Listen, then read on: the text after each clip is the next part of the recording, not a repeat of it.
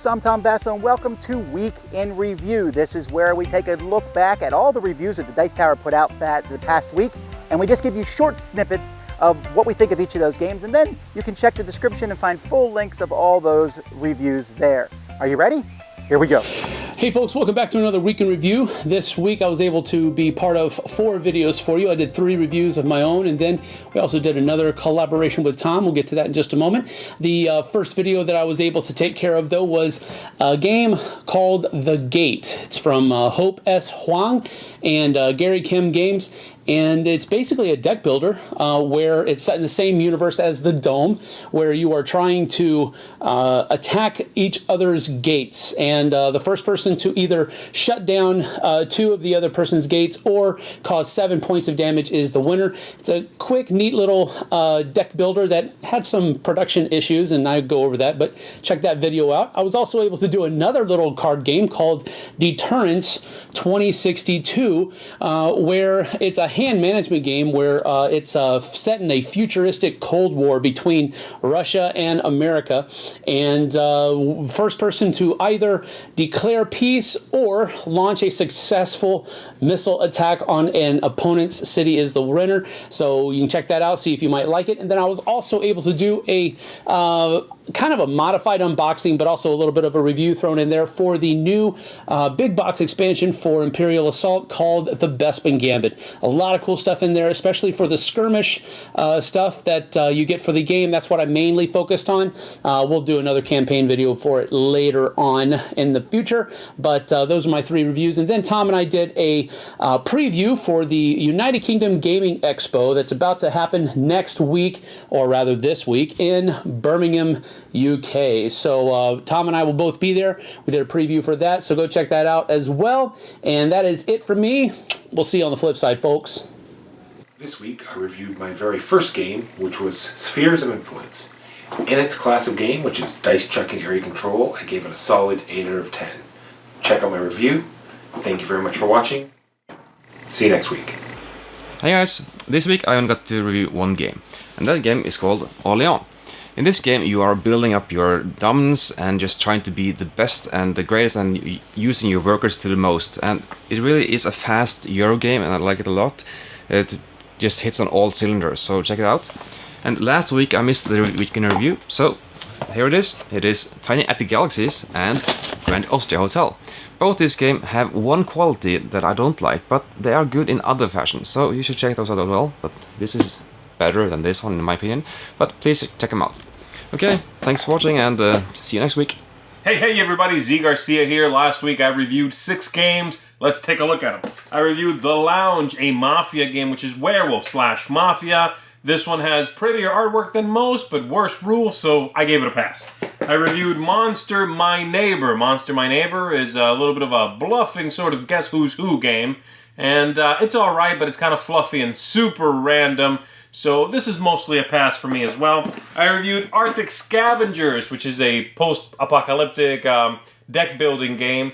I like the theme a lot. The deck building part of it is a little samey. It doesn't quite bring anything revolutionary to the table, but I'm not going to knock it too much. I do enjoy the package overall. So check that one out if you like the theme.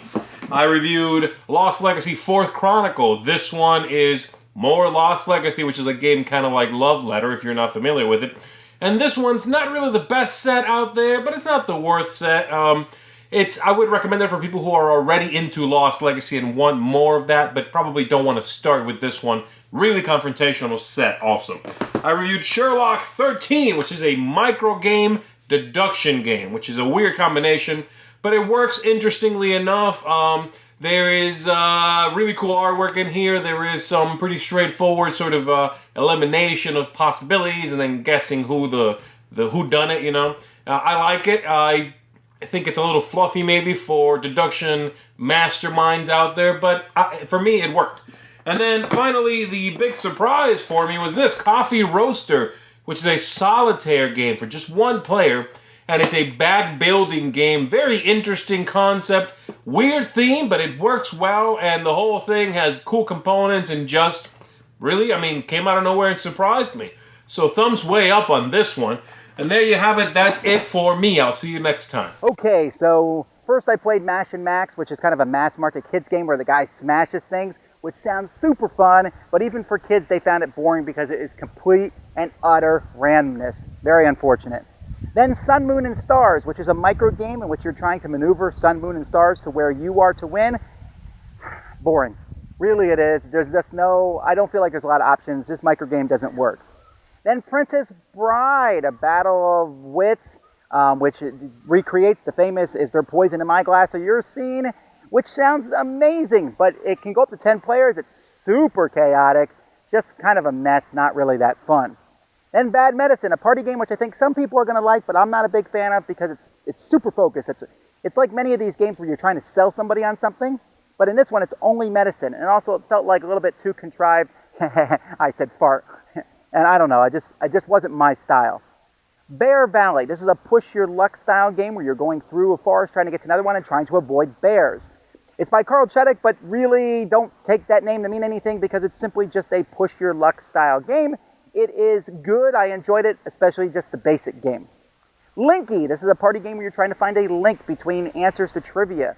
The game itself is actually a little weak, but the concept is fascinating and I love it. And I would get this just for the cards alone, trying to go through them and to guess the link between the 4 answers to trivia. Dice City, All That Glitters is an expansion for Dice City that adds gold.